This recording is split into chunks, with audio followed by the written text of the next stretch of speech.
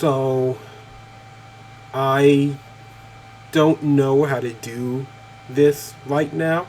Well, not that I ever knew, but I especially don't know right now because it's been like 2 weeks since I've actually made a video. You know, all the ones, again, well, I don't know.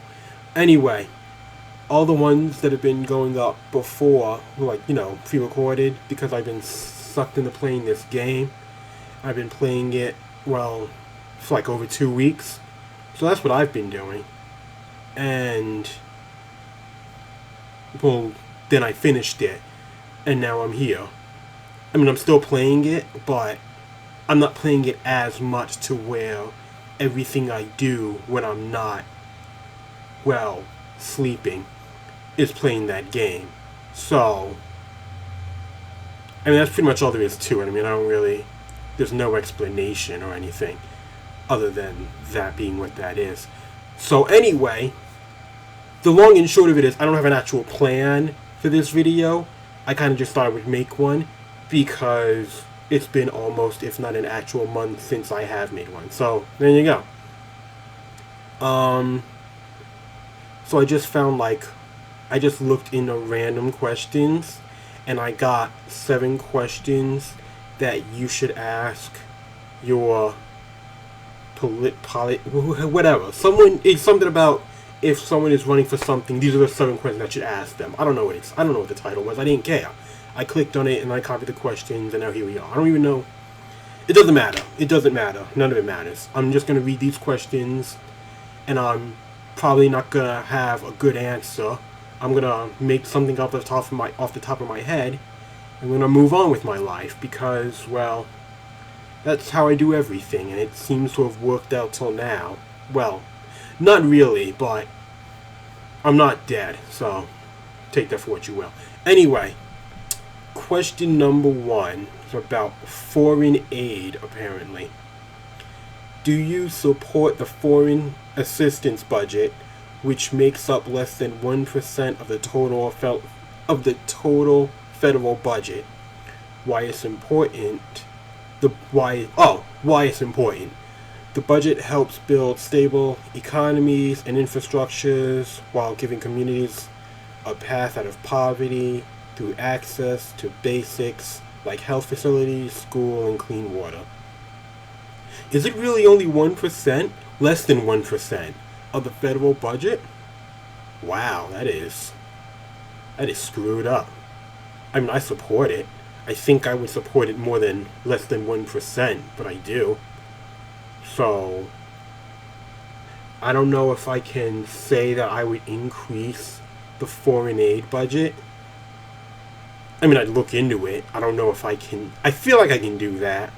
Well, the president could do that. Again, I can't do it. I feel like that the president could do that, but I honestly don't know. I have no idea what the president is actually capable of doing because school was boring and I didn't really like paying attention to it. And I refuse to now because I want to be surprised if this, by whatever curse put upon this land, works out. Then I just want to be a fun surprise. And I want to be completely and utterly screwed over. I want to be completely and utterly unaware what I'm screwing myself over to do. So, there you go. Question number 2. Human trafficking. That's fun. What do you see as the U.S. role in combating human trafficking, also known as modern-day slavery?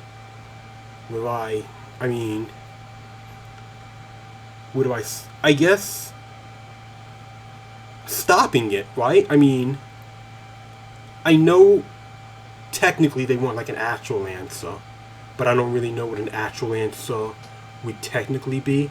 Well, I mean, that's not true. I mean, I guess you could put more of a, watchful eye on places that at least seemingly have,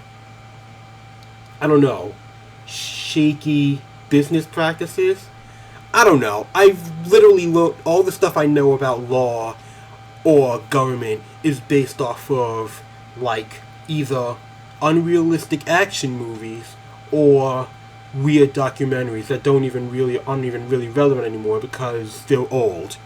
I mean, even like the ones from like 20 years ago aren't even relevant anymore because of that's how screwed up government is and how weird and quickly everything changes. So I don't really know in the actuality, I don't actually know what would be done about it, but I do know that people get away with it because of bribery and connections and stuff like that. So as far as I understand it from my absolute minimal understanding is it works on a state level to keep it out of the federal jurisdiction. And even the ones that work on a federal level still work within the people who work with them. So it's just really screwed up. I wanted to say something more, full of conviction, but I realized in that moment that I don't have actual conviction. I only have, like, fake conviction, which means, again, I'm willing to do something about it, but it doesn't actually, like, affect my soul because, well, I don't believe in that. I also feel like that I don't have one, if that's true. But again, that's a different issue, completely separate from everything that we're talking about right now. The point is, it's bad, and it should be stopped. Just to answer the question. The U.S.'s role in combating it should be to stop it. I don't know. This the type of stuff you have to actually talk to people who actually know what's going on for. I sure as hell don't know what any of that stuff is. 3. This is going well. This is exactly as well as I thought this would go when I saw the title of the page that I can't remember. Disaster response. What specifically would you do to ensure that America is able to respond quickly and effectively to people in other parts of the world suffering from war and or natural disasters? I don't know. We can't seem to get everything together here. How the hell am I supposed to figure out other countries? I mean, you know what? That's exactly it. Do the opposite of whatever it is that we're doing here. Because if we go by that logic, we would possibly save the entire world. But that's not the point. What I do know is that disaster responses, all of them, both domestic and international, are also based off of, the budget. I don't know if they're separate budgets. They probably are. But then again, maybe they're not. Maybe they are. Anyway, that's not the point. The point is that there's this weird bubble of time where people want to say whether they should help or not. And I guess it is in both federal and domestic and international situations. There's like this weird gap of time where people want to try and pinch pennies to figure out the best way to help other people that aren't them. Now, I'm not saying I don't think like that, but I'm a selfish asshole. So, I understand why I think like that. And again, everyone else who thinks like that, also being a selfish asshole, I get them. But they can't go around saying that there's some great philanthropist.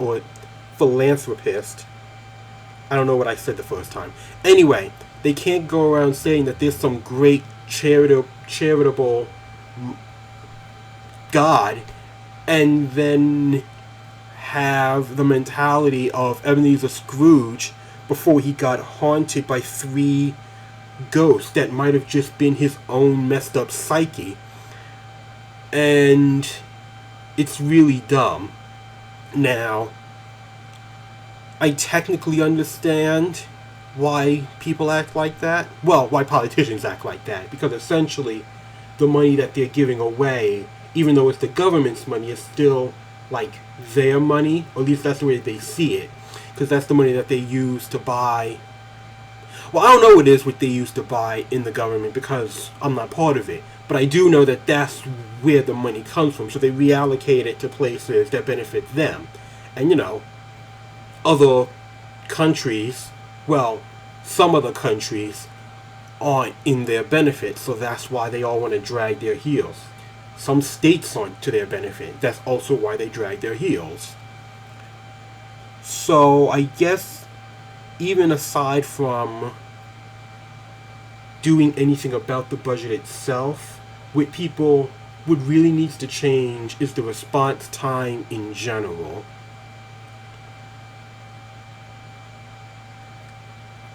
I completely forgot what the question was. All I remember is disaster response. I'm pretty sure that's what the question actually asked. But if that's the case, all I have to say is, in order to fix that, we would just have to remove the voting aspect as to when it's done. You have to put, like, I don't know, like some type of time. I was about to say time lapse, but that's not right. They have to put some type of timetable on in order to get it done. Oh, that would be amazing if they just made like the automatic price, the automatic amount that's given like $1 trillion, and they can figure out a different budget then. And well, it's the same trick from TV from like the 80s. You know, when you go up to somebody, hey, I'll sell you this watch for $1,000. I'm not buying it for $1,000. Alright, then $500. And they buy the watch, and it costs like $20. And it came from, like, what's an old store? What's a current store?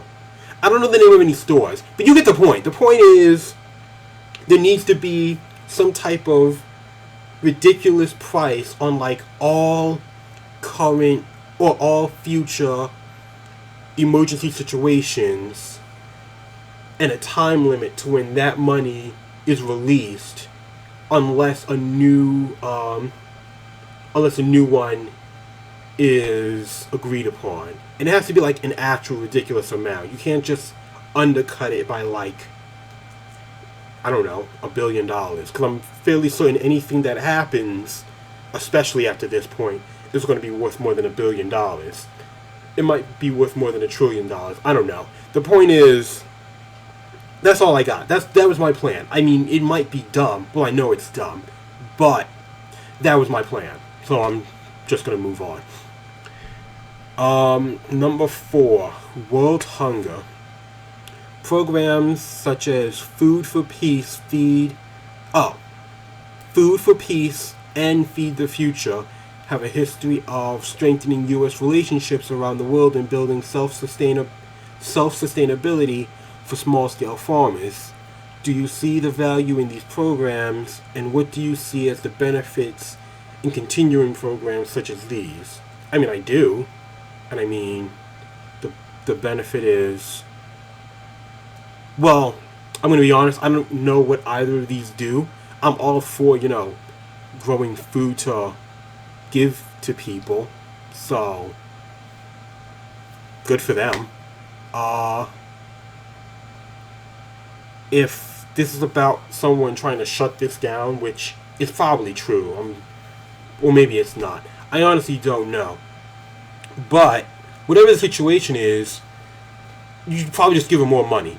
I mean, anything that's at least reasonably focused on giving food to people, you should probably just give them more money. I mean, that's my answer to, you know, fast food workers and people who work in supermarkets too. Give them more money.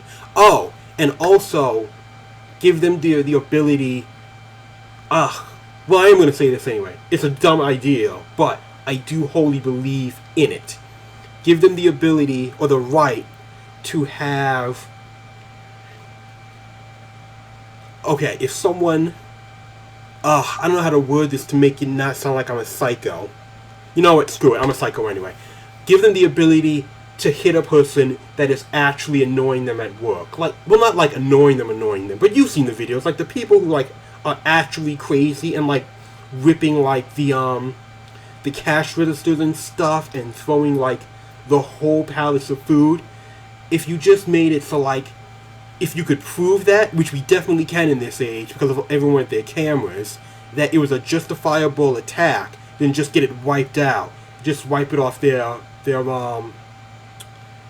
off the report and have them move on with their lives. Now, you can't just like go crazy. We can't have like the local McDonald's monkey wrench to just hit people in the skull with, because that's going too far. I'm just saying, like, tackle them. That's all I'm saying.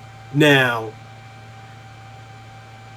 I'm not going to take this answer back, but I do like the answer. Why I don't think it should actually be a thing, because I feel like that'll go too far too quickly. I do like the idea, and I will stand by how awful it is, but I still like it. And yeah, that's pretty much all there is to it. Next question. Number 5 is health. Preventable deaths of children under 5 have nearly been cut in half since 1990, yet the budgets for international maternal and child health program, yet the budgets for international mental and child health programs are often targeted for cuts in the appropriations process. Do you support these programs? And if so, how you ensure funding continues to be a priority? I mean, I do, support them, because, well, I personally don't care about it. Other people seem to like living, so, should probably do something to ensure that keeps happening. I mean, people like being whole and having their body function properly. I don't know. I can't connect to people. It's weird. It seems like such a simple thing, but I still can't figure it out. It's the damnedest thing. Anyway, how do you ensure funding continues to be a priority? How do you ensure it? God, I have no idea how you ensure it. I mean, the only way to ensure anything in government is to make sure that it's relevant to the people who are trying to cut it. Because again, just like the last one, they just want to take that money and put it into stuff that they care about. Now, I'm sure there are I'm sure there are a lot of politicians that care about, health, but there are also a lot that don't, whether it's because they don't need to worry about it because they have their own insurance, or whether they're just a soulless monster and they don't even care about their own. Even if they don't care about their own lives. But, as to how I would make sure that it's still a thing, this stupid shit, I swear to God.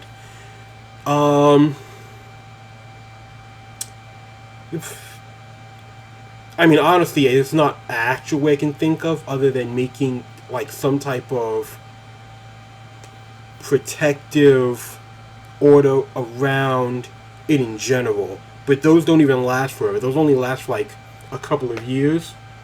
But it would probably change if, like, you could change the actual state, if you could add that healthcare as a right and change something about that. Now, mind you, I don't know how that would work or what to necessarily make it or word it, but that's about what you would have to do, I would think.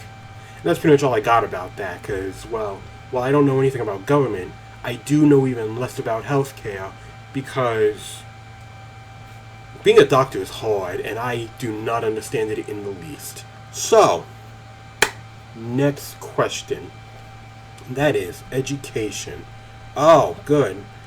Something I did for half my life that I never paid attention to and I don't care about in the least because I just died. Anyway, education. Although the number of out-of-school children of primary school age declined globally from 100 million to 61 million between 2000 and 2015, that is entirely irrelevant at this point, but whatever, it doesn't matter. Question is a question. Progress has stalled. Progress has stalled since 2007. Oh, so it didn't matter then either. Great. Do you see the benefits of education programs globally, and if so, how do you believe the United States can support this? I don't know how the United States can support this, because the United States school system is actually garbage. So, technically, my answer would be for the United States school system, for the United States to completely stay out of it. Let other countries who actually have good education systems figure it out. And the United States can take that, and of course take credit for it like they do for everything, because they're a bunch of selfish assholes, and then use it. Because I don't trust anyone here to come up with an education system, because, well, they can't. And the people that here that can aren't the ones in charge, so they can't do it anyway, so they're no help either. So, yeah. And the last one is collaboration. How do you see faith-based organizations, non-governmental organizations, and United States government working together to help fight extreme poverty? How can citizens play a role? You are asking a lot of all of these organizations coming together, especially since the organizations as a whole can't even work by themselves to get anything done. And I mean, that is wow. Anyway, is this just about poverty? It is just about poverty. Okay, good. Can deal with just poverty, because everything else, they get all iffy about everything else, because they all have, I'm not getting into that, that's irrelevant. Anyway, I don't really know. Again, like everything else, I don't know, because I don't actually pay attention to anything, because I have too much nothing to do, and I don't have it in me to fake care about this stuff.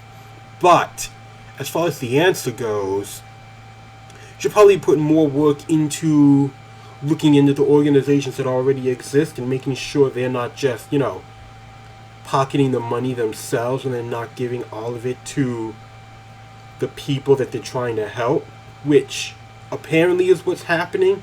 I don't know which ones are doing it, so I'm no help at all, but there are definitely organizations that are doing this. Even if it's not them, it's like the ones in the middle. I don't know what's going on. It's all a mess. Like, everyone everywhere is just so concerned with having their own money for themselves, which, again, I get. I like money. There's a lot of useless garbage I want to buy, but, like, I have too much. Well, I don't have too much stuff to worry about to buy useless garbage. I don't have a life. I have plenty of time to look at my useless garbage. You all don't like the politicians and stuff. They have too much random garbage to do at work. I don't understand. I'm gonna go, well, all this is a rant. This whole channel is a rant. But I'm gonna go on a rant here about something that I fundamentally don't get. Why do rich people buy, like, all of this stuff? Because rich people, I mean, I get, like, some of them. The ones that inherit the money, I completely understand. You don't work, you just inherit the money. I respect that. But the ones who are, like, currently running these billion, trillion dollar industries, they're, like, actually always doing stuff. I mean, I get buying a jet because I don't want to fly Delta if I'm rich. Screw Delta. I'm rich. But, like, you don't need everything, right? I mean, because some of these people are, like, having heart attacks when they have, like, doctors that can transplant a heart while riding a horse. I made that up, clearly, but you get the point that I'm trying to make. I don't understand why they're buying all of this stuff when they only get to enjoy, like, 10% of it. Like, the champagne and the food I get. Because, That's what you're eating while you're running around the world doing all of this shady garbage. And again, the jet I get, because, well, again, Delta. But, like, no one needs, like, 100 different cars. Like, Jay Leno, I get. Because Jay Leno was a comedian who got a talk show, and then he used that money combined with other stuff, I guess, to buy the cars. But Jay Leno only had the show, and then he retired, and now he's just spending all his time with all his cars. And I understand that. But, like, there were people who are, like, always working who don't even see any of the stuff that they buy. And it blows my mind. Because, like, if I spent $1 million on, I don't know any expensive cars. I also don't know any actual cars. Dodge. If you got, like, a custom Dodge made, I don't know which Dodge, I just said Dodge off the top of my head. Anyway, that's not the point. If you got a custom Dodge made, and, well, you never drive it because, well, you actually have, like, a town car with a driver that you take through, and then what's the point of having your custom Dodge? It's not, you know, I say all this, but I would totally still do it. I mean, it's not like I wouldn't. Even if I was busy, like, every day of my life after I became a what's his face that runs Amazon? Jeff Bezos? No. Bastin? Bezos. Jeff Bezos. It's Jeff, right? Anyway, if I had as much money as him, I would buy every stupid thing ever, even if it was stuff I never looked at. I mean, I get it. I just think it's dumb.